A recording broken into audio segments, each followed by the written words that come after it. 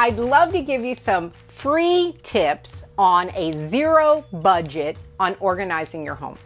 So we're going to take some advice today on some of the peak areas to look at in your house. One, to make you feel better, and two, to get your house organized for if you're thinking about selling it or if you just want to love it again. Let's talk a few detailed areas. The first thing I would suggest is getting a box, setting it up, and it is your go away. So it could be your donation, it could be giving it to a friend or a relative, but get that out of the area that you're starting to work with. The other part is we all have a drop spot. When you walk into your house, whether you use the front door or the back door, create an area that's organized to drop things in or to store things in, whether they're your phone, your keys, your backpacks, your coats. Concentrate on those areas. Those kind of set the pace for as you enter the house.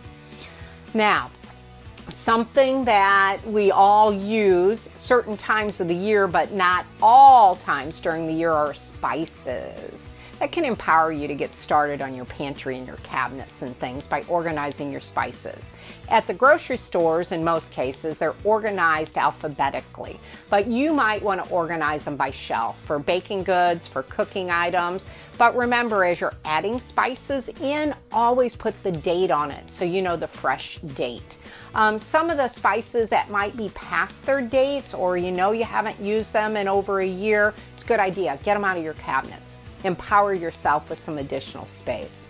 Utensils. We all have the utensil container. We probably have a utensil drawer.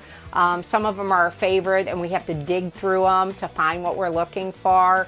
But let's clean them out. If we haven't used them over the last year, you're probably not going to. If you have a less used spot, maybe you house them there, but you have the ones that you use on a regular basis quick at hand.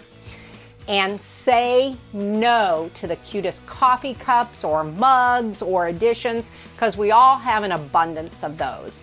Donate those to a care center or your local restaurant that does buy the cup and bring your own cup, those kind of things. It's a fun thing to do. Now, the thing that I got rid of when I moved was all my food storage containers. I'm not a good leftovers person, so that was easier. But for you, if you are, go through it. Get rid of everything that you don't have the tops for anymore, or discolored, or have been used in the microwave and it's just not in that safe plastic capacity any longer. Throw it away. Get rid of it. You can buy a great set for $20 that all interlocks within itself. Do it. Treat yourself after you get everything cleaned out and ready to go. This is the part that I love to dictate.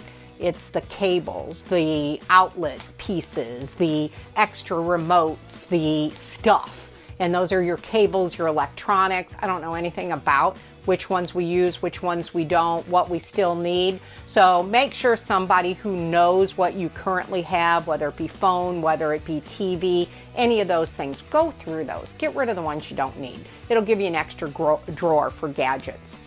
Now, closets. We kind of got through some of the kitchen things here. The closets is the spot where we do tend to accumulate. I'd add a box there too for donation. I'd also put in kind of some ideas that works great. If you're buying something new, put it on a totally different hanger.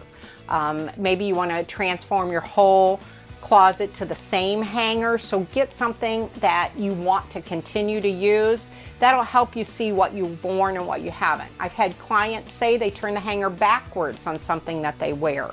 So that's a great idea to see what you like in your wardrobe and what you're willing to get rid of. If you haven't worn it within a year, it always says pitch it, throw it away, donate it. Also with clothing, it's a great idea if you buy a new outfit or a new piece of clothing, donate one or two to a charity that needs it. Accessories, kind of a hard thing to organize. There's a whole lot of ways that you can utilize your drawer space. They'll tell you on a budget, use an egg carton for earrings or bracelets or something easy. Roll items instead of folding them. Sometimes that takes up less space, plus you can see them easily in a drawer. Come up with something that works well for what you're trying to organize when it comes to accessories. And really kind of the thing that empowered us to talk about this today was your personal care items.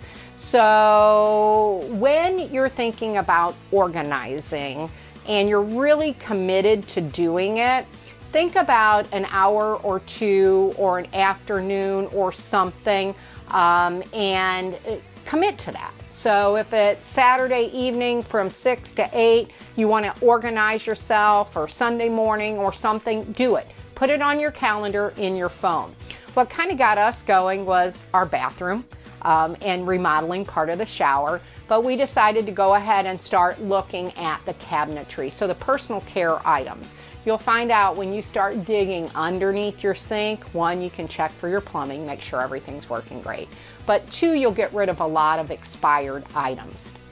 So your under the sink storage really will give you a lot of impact in getting you ready and revved up to do this decluttering or organization. And deal with your decorations if you haven't used them.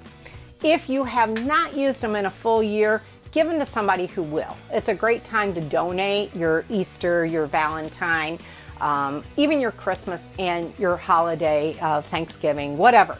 Whatever you like but you don't use anymore, give to somebody who will. Cleaning, organizing really helps you mentally, but it also makes your house gorgeous for yourself and for your possible new buyer. If you have any questions, feel free to reach out to me direct.